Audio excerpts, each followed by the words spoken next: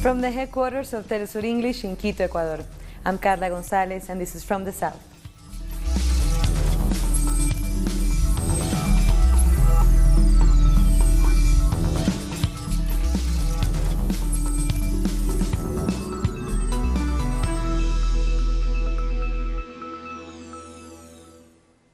We start in Britain, where London is commemorating the Grenfell Tower fire, a disaster which claimed the lives of over 70 people a year ago today. A large crowd gathered to hold a silent vigil at the foot of the tower to commemorate those who lost their lives during the fire, which engulfed the building on June 14, 2017. Mourners carried banners and placards and placed flowers beside the now covered remains of Grenfell. Among the mourners was London Mayor Sadiq Khan. Local residents from Ladbroke Grove have led silent marches on the 14th of each month since the fire. Grove is an area renowned for its politically organized working-class community, many of whom are of Caribbean and Irish descent. It's not fair at all that we're standing here today, all of us, to say goodbye to people that shouldn't have died the way they did. And,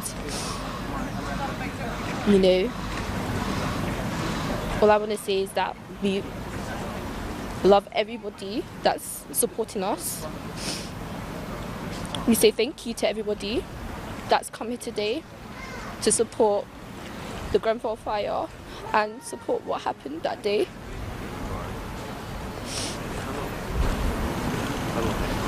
And yeah, thank you to everybody.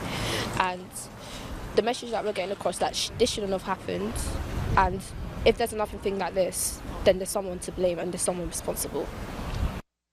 British opposition leader Jeremy Corbyn was among the local community offering his condolences. The commemoration is very important, so we never forget, obviously, those who died in the fire, but the pain the families are still going through, because to lose somebody in a fire that was, in truth, wholly preventable is a very hard thing for anyone to cope with. And of course, sadly, a number of the families have still not been rehoused. They should have been. The 24-story building caught fire after midnight, trapping residents as they slept. It was engulfed in flames for 60 hours and took 250 firefighters to bring it under control. Many of those killed were immigrants, so the tragedy became a symbol of inequality in one of London's richest neighborhoods. And many put blame for this tragedy on decades of neoliberal government spending and privatization policies at both the national and local levels. We need these, Theresa May can come and shake hands and take selfies with whoever she wants. The fact is, until she's willing to stand up to corporate power in this country, we will not see a difference, and we will still see communities endangered by their governments who are merely serving as facilitators and conduits of transnational corporate power. If you want to be angry at foreigners, be angry. Today is a historic day in Argentina, with the lower house passing a law to legalize abortion. Crowds, which mobilized on Wednesday night, are still on the streets of Buenos Aires and across the country. Our correspondent Edgardo Esteban has a story. We are here outside the National Congress, and the celebrations continue following the first successful stage on the difficult road to legalize abortion. Outside it's cold, but the crowd gathered here has in some cases been outside for more than 24 hours, standing in the street in anticipation of the vote. Now they've delivered the first round of results, and the question is what these measures really mean. Now I'm here with Romina del Pla, one of the national deputies that participated today and has been a big supporter in this fight. It's been a long road, but now we've had the first stage, and so now the effort continues. Una primera etapa que termina con esta media sanción en la Cámara de Diputados que estuvo precedida primero por el... Well, this is the first stage that has ended with this type of media attention from both cameras and government. Now we're here because of enormous mobilization that has amounted over the years that were really strengthening for us. The past year and the start of this year, on the one hand, compelled us to introduce the issue to the National Congress, where it's been truthfully sitting for the past 12 years. This process, elevating gender and women's rights, is an entirely new mobilization process running deeper than ever before. There's more consciousness around the real possibility of pushing this bill into law. In this sense, the big lesson of today is that without 1 million people in the streets of Buenos Aires and throughout the country, we would not have had the same results. While the public understood a key theme, from here we are discussing what we need to do to end illegal abortions that are killing women. We've been feeling the consequences of this for almost a century. At this time, we have to make abortion legal. It seems like many of the representatives do not understand this, aren't listening. People are asking for a distinct, specific action, but the politicians keep saying, okay, but don't take clear action either in support or against the law. We can't let the moment fade. We came to take votes from the majority blocking the law back to the people. The pressure from the vigil and mobilizations, this is what brings votes, and the support ends the moment we leave. Now we're going to the Senate, and that's the final approval that we need. This was a large chapter accumulated over the duration of this struggle. How is the fight in the Senate going to be? Because it may be complicated reaching a clear decision on this. If the senators have learned their lesson, they will expedite the decision and reach an agreement quickly. And if they start pushing back the bill, we'll demonstrate more and more. We had 1 million in the streets. Why can't we have 1.5 million? Los protagonistas de esta jornada fue el movimiento secundario. El movimiento secundario fue el protagonista. The protagonists of this effort are secondary movements. The secondary movements were the protagonists not only today, but throughout the whole fight. They gave lessons to the whole country, went to the colleges, and said that they wanted sexual education. 1 year ago, they made a plan to fight alongside the colleges for sexual education reform, saying that if there wasn't change, they wouldn't cooperate. Here is the response. 1 year after the secondary youth fought intensively for the separation of church and state. Today, we're getting lots of media attention due in large part to the young woman leading this fight, which an Argentinian journalist called the Girls' Revolution. Many mothers and fathers played an important role in influencing this by teaching their children that this is a right that we need to have. This was a great chapter that accumulated over the duration of this fight.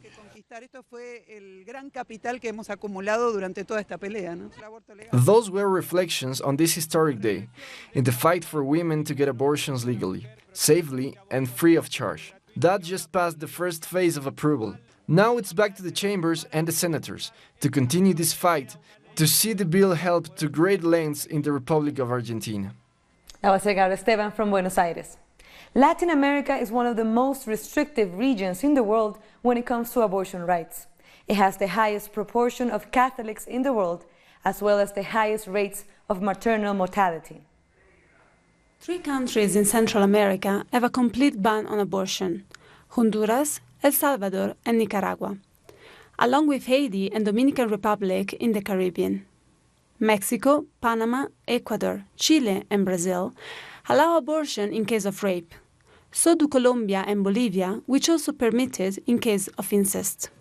Abortion is banned except when the life of the mother is at risk in Mexico, Guatemala, Panama, Chile, Paraguay, Brazil, and Venezuela. Some other countries make a broader exception when there is a risk to the woman's health: Costa Rica, Colombia, Ecuador, Peru, and Bolivia. Also Jamaica in the Caribbean. Cuba and Uruguay have the most progressive laws in the area, with abortion being legal within certain time limits. And even after this period, abortion is still allowed under certain circumstances. Until now in Argentina, abortion has only been allowed in cases of rape or when a woman's life or health is at risk. And to discuss this vote on abortion, we go now live to Aldana Valles in Buenos Aires. She's a member of Economía Feminista, an organization that promotes women's rights in Argentina. Hello, Aldana. Why is this vote such a huge accomplishment for Argentina and for the region? Hello, Carla. Hi. Well, this is a historic vote, a historic day, because it's been a historic demand of the women's movement in Argentina, especially in Argentina. Well, this session lasted almost an entire day, and you can see all these women on the streets, and they were hoping for the best, and they, of course, celebrated today because it is a historic achievement, this bill that passed that our lower house passed today. So how was the vote inside the lower house? How were the voters divided among the political parties? Well, the most distinctive thing about all this debate, all this session, is that, well, as you may know, Argentina is typically divided, politically divided into a Peronist side and anti-Peronist side. Well, this was a bill that was supported by members of all political parties and rejected in some cases by members of all political parties. So it divided every party because it was a very important issue. So that was one of the most distinctive things about this. And another peculiar thing is that, well, you may probably know that Argentina loves football, and today when the World Cup was about to start, everyone was watching the vote. Everyone was paying attention to this because it is a very important issue today in our country. So now the next step for this law is to go to the Senate. And we know, as you told us, the Peronistas, the left wing in Argentina, support it. But what happens with the right wing? Will they block it in the Senate? Well, it is too soon to talk about the Senate because it will take, the Senate it's not going to debate it soon. It can take months for the bill to reach the Senate. First, it has to be debated in commissions, the same way it was debated inside the lower house, and that took 2 months. So we probably are going to be the same debate in like 2 months from now, and it is too soon. We now know that a third of the members of the Senate reject this bill, and we know that up to like 20 members of the Senate are voting in favor of it, but a third of the members are still, well, we still don't know what they think about this issue. So it's too soon to tell, well, what is going to happen. From Economía Feminista, what we launched in February was a tracker that, well, it helped us mapping the vote before today's vote, and that way we were able to map it and to know every deputy's position about this bill. So we are now working towards doing the same work with our senators' positions. So that's the thing we are now going to work, and we're trying to see what we can wait in a few months once the bill reaches the Senate. Thank you very much, Aldana. We'll be sure to follow that vote as well, and congratulations to all the women in Argentina. Thank you. So let's go to Venezuela, who now has a new vice president, Delcy Rodriguez, who is the current president of the Constituent Assembly. This move is part of an extensive cabinet reshuffle.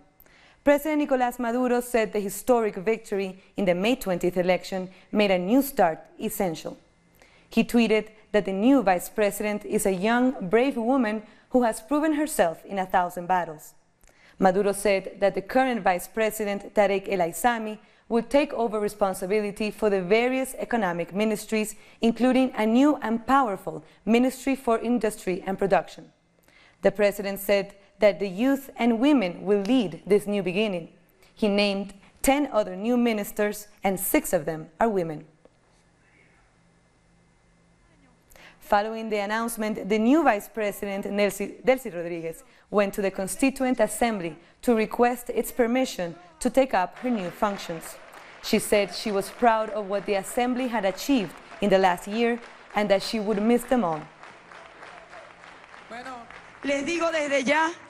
I tell you that I am already feeling nostalgic because I know I will miss you. But I also say that I'm certain that you will continue to defend this country, its peace, its sovereignty, its dignity, along with President Nicolás Maduro. I have no doubt about that. My dear members of the Constituent Assembly. Ecuador's National Assembly has rejected the request by a judge to link the former president Rafael Correa to an alleged kidnapping in Colombia in 2012. Supporters of the former president were blocked by police as they gathered outside the parliament to protest against what Correa has called lawfare against him. The members of the assembly decided that they had no authority to put a former president on trial. That means the case returns to the judge, who will decide on the next steps. We'll take a short break now, but join us again after this video from our multimedia team.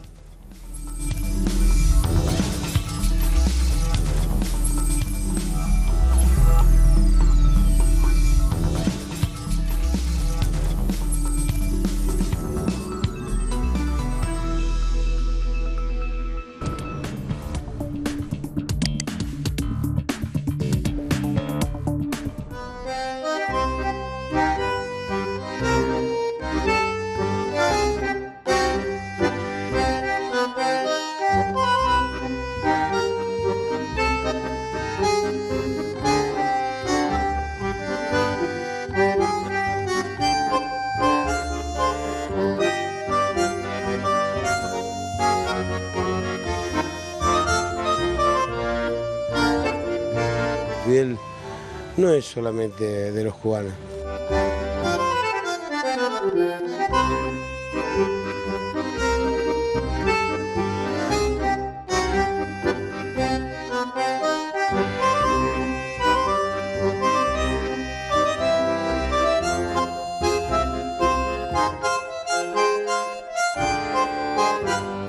Lo que me dejó Hugo fue una gran amistad, una sabiduría política increíble. Hugo Chávez ha cambiado la forma de pensar del latinoamericano. Prácticamente nosotros estamos entregados a Estados Unidos y él nos metió en la cabeza que podíamos caminar solos.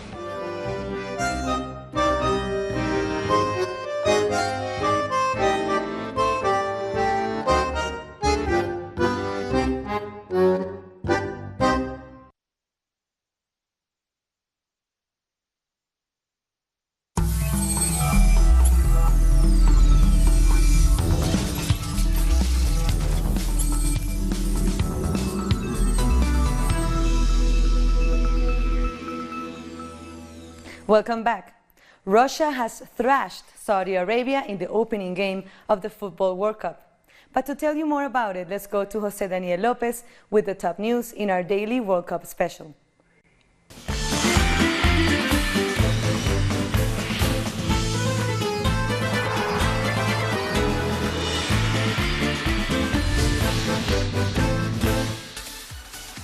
Thank you, Carla, and welcome to our Telesur Russia 2018 special World Cup coverage. I'm José Daniel López, and here are today's headlines.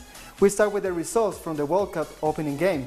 Russia kicked off the tournament crashing Saudi Arabia 5-0 in Moscow. Yuri Grasinski, Anton Syuba, and Alexander Golovin each scored for the home team, and Denis Cheryshev scored twice for the victory. Now let's take a look at the group points. With this victory, Russia moves to the top of Group A with 3 points, and Saudi Arabia will sit at the bottom with 0 points as they await the outcome of tomorrow's match between Uruguay and Egypt. The World Cup in Russia has just started. Fans from all over the world gather inside and outside the Luzhniki Stadium in Moscow for the open ceremony. This is the same stadium where the final match will be held on July 15. 32 countries will play a total of 64 matches over the next month. We are very pleased that the World Cup has finally arrived, and we are very happy that we have plenty of guests from around the world. Please visit Russia. And Latin Americans have arrived in Russia to support their teams competing in this year's tournament. Those teams include Peru, Colombia, Brazil, Mexico, Costa Rica, and Argentina. In fact, it's been reported that 20,000 Peruvians are attending to support the South American team. It's incredible. The stadium is awesome. Super big and majestic. The layout. No, it's unbelievable. It's a dream come true. And even better, I've come with my 12-year-old son. Without a doubt, this will be an unforgettable experience for us to have together. Spain's new head coach, Fernando Hierro, prepares to lead his country to the World Cup following the departure of Julen Lopetegui. Lopetegui, who was fired 2 days before their opening match against Portugal after the Spanish Federation said he failed to inform them he was joining Real Madrid. We have to change as little as we can. The key is to know that this working team that Julen Lopetegui was leading have been preparing the match for 2 or 3 months. And the key is how we are going to face this. We have to face it with responsibility. We know that we have to compete. We have 3 matches to stay in the World Cup, 3 matches to go through to the next round, and no one are going to give it for free. Brazil is back on the training pitch at their World Cup base camp in Sochi as they prepare for their opening game against Switzerland on Sunday. Midfielder Paulinho said that Brazil is better prepared this year than they were 4 years ago. Brazil has not lost a single competitive match since Tite took over in June 2016 and is considered a front-runner to take home their 6th title.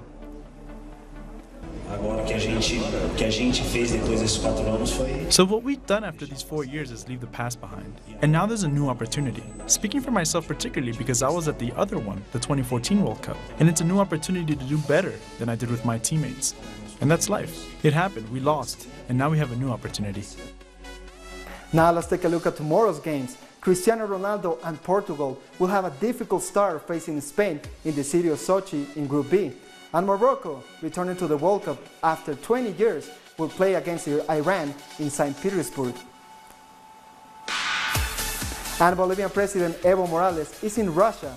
The South American leader will be sitting down with Diego Armando Maradona and Victor Hugo Morales for an exclusive interview that you can catch on Telesur's exclusive FIFA World Cup show, De la Mano del 10, the World Cup according to Maradona. Before we go, let's take a look at the highlights of the opening match between Russia and Saudi Arabia.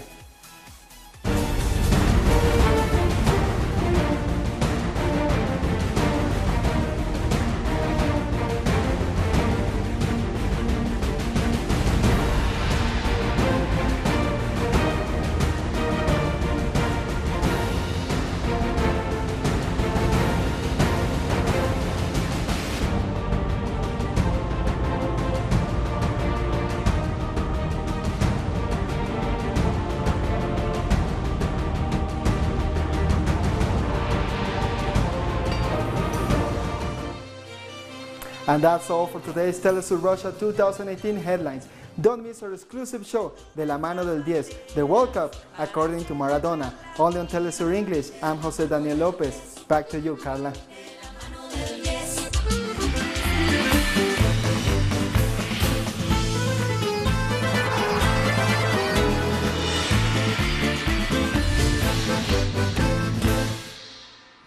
Thank you very much, Jose Daniel.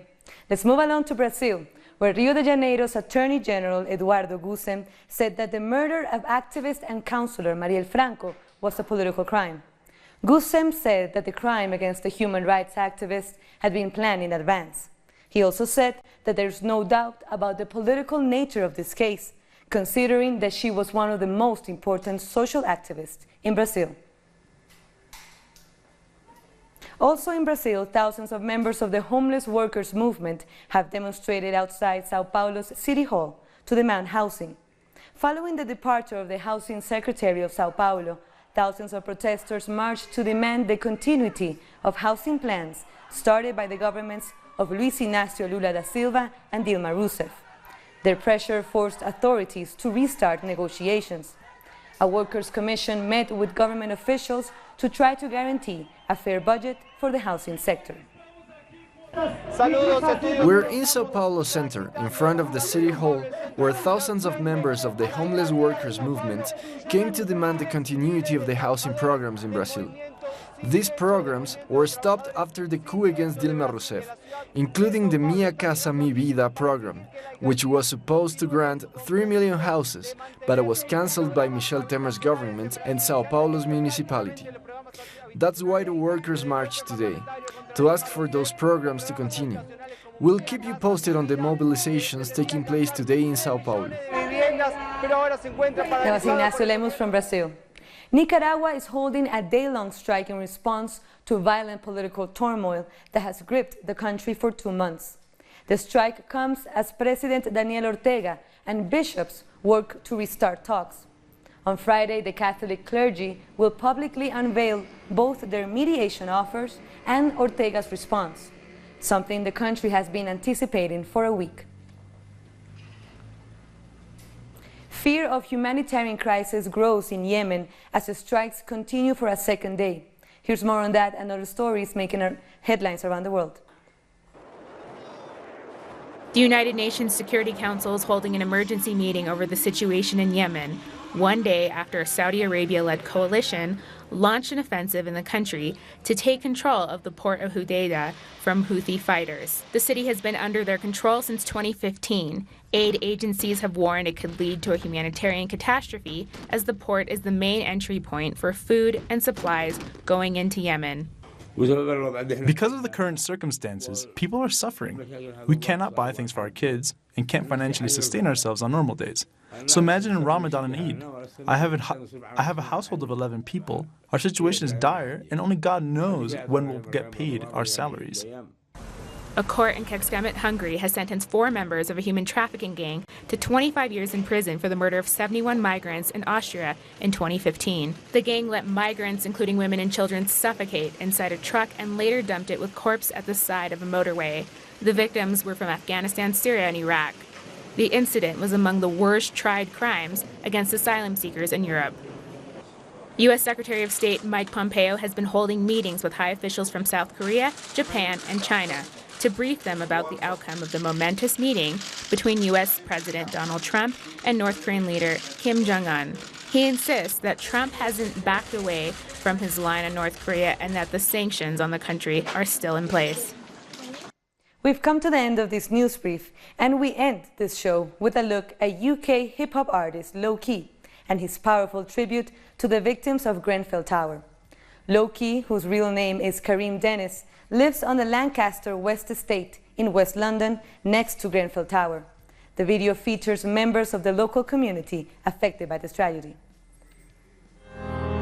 12 months, no arrests made, the image in our head stayed. Stressed faces press the windows looking for an escape. Seems they underestimate this corner of the West Way. Witnesses to the crime, we fear a whitewash is the end game. Minister, what was your relationship with Mark Allen? Been waiting 12 months for answers, still we can't have them. Windows to our souls, witness anguish that you can't fathom. No disrespect intended, troubled water wasn't our anthem. Carnival on the soul of Kelso Cochrane. What you think would develop on the strength of those names over 70? Everyday people, no celebrities. We're left here picking up pieces of broken memories. No more to big business, fiddling regulations. Grenfell action group, the most tragic of vindications. From sympathy of a nation to most uncomfortable of issues. Our dearly departed, please know we love you and we miss you. Calling, still hear them calling. That's no one's falling. From the corners of my mind, I hear you calling. Still hear them calling. June 17th, Colombia is heading to a runoff vote to elect its head of state. The Colombian